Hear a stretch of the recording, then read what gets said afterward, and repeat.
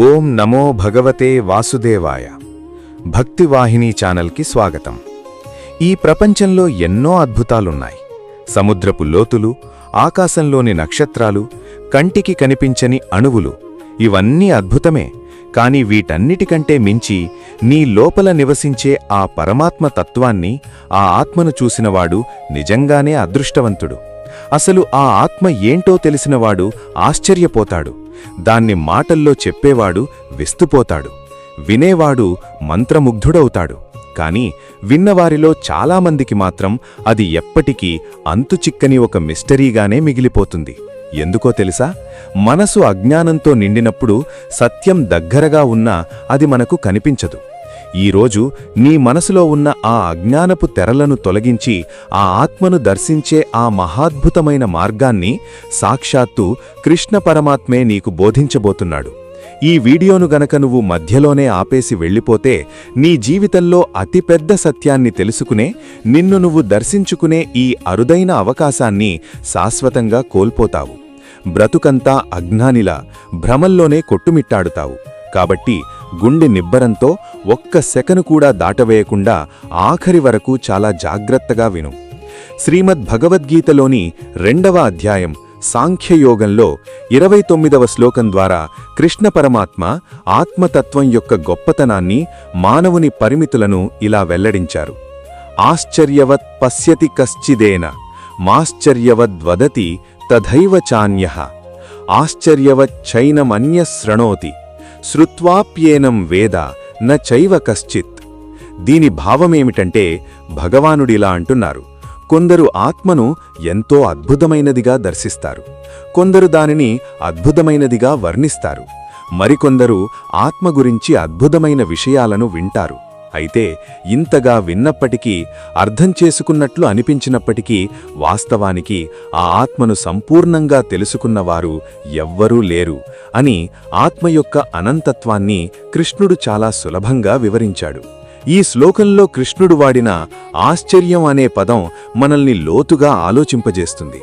మన తెలుగునాట ఒక మాట ఉంది, చూసిన కన్ను కళ్ళు మూయదు, విన్న చెవి వినడం ఆపదు, కాని బుద్ధి మాత్రం అహంకారంతో మూతపడిపోతుంది. ఆత్మ మన కళ్ల ముందే ఉంది, మన శ్వాసలోనే ఉంది. కాని మన మనసులో ఉన్న అహమనే గోడల వల్ల దాన్ని మనం చూడలేకపోతున్నాం.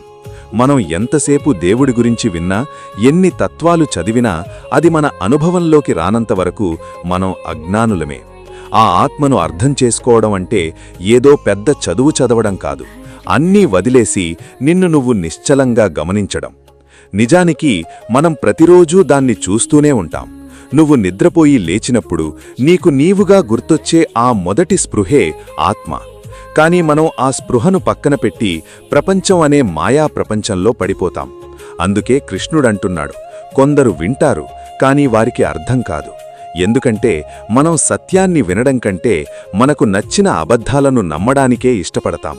ఈరోజు నీవు చేస్తున్న పనుల్లో, నీవు పడుతున్న కష్టాల్లో కూడా ఆ ఆత్మస్పర్శ ఉంది.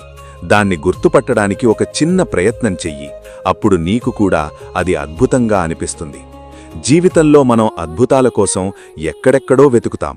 కాని నీలో ఉన్న ఆత్మ కంటే పెద్ద అద్భుతం ఏముంది? ఈ శరీరం ఏమవుతుందో, మరణమంటే ఏంటో తెలిసినవాడు మళ్ళీ ఆ ఆత్మవైపు ఎందుకు చూడడు? భయం వల్లే. ఆత్మను దర్శిస్తే మన అహంకారం చచ్చిపోతుందని, మనం లేమని తెలుస్తుందని భయం. కాని ఆత్మను దర్శించిన రోజే నువ్వు నిజమైన వ్యక్తివవుతావు. భయాన్ని వదిలేసి నీ లోపల ఉన్న ఆ అద్భుతాన్ని దర్శించుకోవడానికి సిద్ధమవ్వు. నీవు నీ పనులను చేస్తున్నా నీ మనసులో ఆ పరమాత్మనే ధ్యానించు. అప్పుడు నీకే అర్థమవుతుంది ఈ ప్రపంచం అంతా ఎంతటి అద్భుతమో. కృష్ణ పరమాత్మ చెప్పిన ఈ అద్భుత తత్వం విన్నాక అర్జునుడి మనసులో ఒక కొత్త జిజ్ఞాస మొదలైంది. కాని ఇంతటి గొప్ప ఆత్మను మనం ఎలా దర్శించాలి?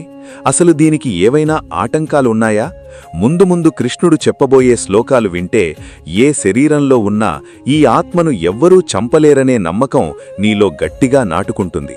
ఆ దివ్యమైన జ్ఞానోదయాన్ని నువ్వు అస్సలు మిస్సవ్వకూడదు. నీ జీవితాన్ని ఒక గొప్ప జ్ఞాన ప్రయాణంగా మార్చుకోవడానికి ఇప్పుడే మన ఛానల్ని సబ్స్క్రైబ్ చేసుకోండి. ఈ అద్భుతమైన గీతా జ్ఞానాన్ని నీ స్నేహితులకు, ఆత్మీయులకు షేర్ చేసి వారిలోనూ వివేకాన్ని మేల్కొల్పండి. రేపటి అమృత ఘడియల్లో మళ్ళీ కలుద్దాం. హరే కృష్ణ. ధన్యవాదాలు.